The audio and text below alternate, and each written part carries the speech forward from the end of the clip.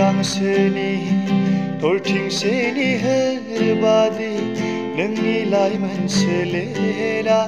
रानज्रिङो गोमोरलाङो समायना बारफुनाय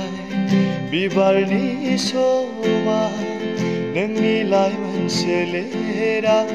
लह्रायो सिरिलाङो ओइ जोहोलावनो ओइ सिखोलानो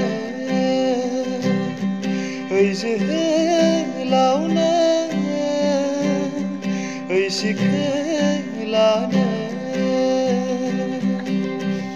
दुब्रि गांसोनि दरथिंसेनि होरबादि नोंनि लाइमोन सोलेरा रानज्रिङो गोमोरलाङो मावदां नों हानाय बादि गेले रंजा गोसो बादि मावदां नों हानाय बादि गेले रंजा गोसो बादि